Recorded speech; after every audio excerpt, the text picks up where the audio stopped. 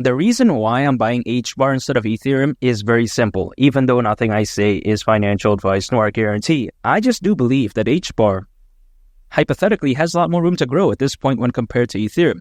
Am I saying that Ethereum is going to do complete caca? No, I'm not saying that, because not too long ago, Ethereum was at the price of $1,000, and then during this bull run, hypothetically, I think it could go to the price of $10,000, maybe even max like $15,000, right? We'll have to see, but still, even at that point, especially when you take a look at Ethereum as of right now, not very good upside. At least that's the way you take a look at it. It's kind of a dinosaur, in my opinion. However, on the flip side, if I take a look at HBAR, if it were to go to the price of $3, that right there is around a 52x from here. So you could only imagine that, right? And just much better than Ethereum, at least hypothetically. Only time will tell. Now, here's the thing. People like to say that, oh yeah, you don't like Ethereum. Well, here's the thing. Yeah, I don't like it. Personally, for me as an investment, but even beyond that point, I'm not necessarily saying again that it's going to do absolutely bad. I think it's going to do okay, but I think HBAR is going to do great.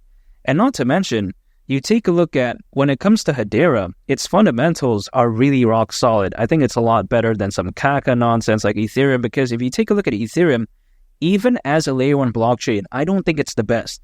Like, for instance, I think Avalanche is a lot better. I also think that something like Casper is a lot better fundamentally. Not to mention, you take a look at the Internet Computer, you take a look at Algorand, Multiverse X. I mean, there's so many good projects out there. Ethereum just feels a little bit outdated. Ethereum is like this. It's very popular, the ecosystem is very amazing, but then fundamentally, it feels like it's left behind like years ago. Ethereum, it feels like, Blockbuster. It feels like a Nokia. It was good back in the day, but as of right now, everyone uses an iPhone. Everyone knows Netflix. So that's why I think that Ethereum's a little bit outdated. Now, am I saying it's going to go off into the abyss? No, because there's a lot of fans, there's a lot of hype for it, but it just doesn't feel that great, because you take a look at sky-high gas fees. It's arguably not even scalable. That's complete nonsense, just the way I take a look at it. I mean, that's a no bueno, especially in this day and age. Yeah, a layer 1 blockchain shouldn't be like that. Ethereum has to rely on these layer 2s to kind of combat these type of nonsense, but still, that's kind of unacceptable, man. Why do they have to rely on that? Why not just solve it themselves, But even besides that point, when I take a look at Hedera, Hedera just takes things to a whole nother level. Hedera Hashgraph doesn't utilize traditional blockchain technology. It utilizes something called a DAG, a directed acyclic graph, which is usually a lot more scalable. It's typically also has improved data storage when compared to traditional blockchain technology. And also on top of that, it usually consumes way less energy. Hedera per transaction average consumes way less energy than something like Solana, let alone Ethereum. I mean, come on, right? Ethereum. Now, some people like to say that, oh yeah, Hedera is too focused on the enterprise market. They should focus on the retail market a lot more. But in my opinion, who really cares? Because during a fully fledged bull run, sometimes people just don't care about this type of stuff. People pump Luna Classic for fun. People pump Litecoin for fun, even though it's kind of caca in my opinion. People made Klima DAO even pump, right? That even found a bottom. So I don't think that Hedera being too focused on enterprise adoption is necessarily a bad thing. Now, Hedera has more of a long-term future, but then who cares? During a fully fledged bull run, people just don't really care. At least that's the way I take a look at it. We've seen that time and time again. So I don't think HBAR is going to do bad during this bull run. And the amazing thing about HBAR is that, unlike Ethereum, it's not a dinosaur. Ethereum is a complete dinosaur. Room for growth is really bad. But when it comes to HBAR, it's not so massive, right, where the room for growth is bad. But then it's not so small where the risk feels really high.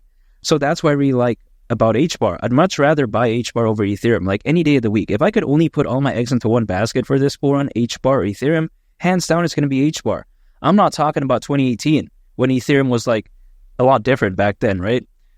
I'm talking about right now, Ethereum being massive is not going to benefit me currently. But when it comes to HBAR, I hypothetically think it could do so well, because when you take a look at all these bullish factors where Bitcoin is heading, I mean, Bitcoin hasn't reached the price of $100,000 yet, but then all signs are showcasing that it's going to reach well beyond that. I think during this bull run, at least 150,000. Hypothetically, that wouldn't surprise me whatsoever. And as the old saying goes, a high tide raises all ships. And once the FOMO buying pressure and buying volume is at an all-time high, who's going to grow more? Hands down, it's going to be HBAR, at least that's the way I view it. I mean, the lower something is, naturally, the more room it has to grow. And HBAR is just a lot lower than Ethereum. People may view it as a bad thing, but I don't, because I actually view it as a good thing, because that's actually something that I want to acquire. Again, I'd much rather prefer something like HBAR because I'm in the world of cryptocurrencies to look for hypothetical gains. I'm not looking for like a 4x. You know what I mean? Who cares about that? I think that when it comes to HBAR, it's just a lot better because I'm looking for like a minimum of at least a 10x. Who cares about like a 4x really, even a 5x, you know what I mean? But yeah, besides that point, HBAR again at the price of $3 isn't even really that crazy considering current circulating supply. Market cap would be around $113 billion. It's not too bad. We've seen BNB reach over $100 billion in market cap, and BNB is nowhere near as dynamic as this. Keep in mind, back in 2023, slightly over 2% of the crypto hacks that happened actually occurred on the BNB Smart Chain ecosystem, according to Crypto.com research. That's not good. That's just complete caca, in my opinion. You won't see any of this type of nonsense going on with Hedera. And if you take a look at Hedera, its governing council, sometimes people like to say it's trash, but if something has a governing council, and then it includes giants like Boeing, and yes, I'm talking about Boeing, like the airplane. Also on top of that, you take a look at Ubisoft, you take a look at Google, you take a look at Mondelez, you take a look at, for instance, LG. I mean, if something has a governing council this amazing, is it really bad? And I've talked about the Mondelez news, by the way, not too long ago. You can check that video out. But you got to consider how when it comes to Mondelez, its brands include like the Cliff Bar. Everyone knows that. Also on top of that, Oreo. So when you take a look at it, a governing council that dynamic, that amazing, they're simply not going to allow this project to fail. At least that's the way I view it. It would be a bad look. And think about this, right? If let's say Hedera isn't performing that well, I mean, can you imagine how easy it would be for any of the members of the governing council of Hedera to just quickly fix it and make it stay afloat? It would be super duper easy. That's the way I take a look at it, right? Other projects who are created by random individuals, they can't make the project survive if it's doing bad. But when it comes to Hedera, because its governing council is filled with multi-billion-dollar giants, it's so easy again, right? For them, really, like, let's say having $1 billion, $2 billion, that's like easy peasy for something like anyone in their governing council, like if you really think about it. So when it comes to Hedera, is it going to be easy to fail? No. Is it the biggest project out there? No. But I actually like that because it's a project that's very difficult to fail, but then not too massive. That's so amazing in my opinion. That's just like a perfect balance in between, if that makes sense. And now I understand that there's no such thing as fail-proof, but if anything, hypothetically, I think Hedera is as close as we get in this whole space because, again, we rarely see, if any, a project having a governing council this fantastic. So when it comes to Hedera, I think it's really A+.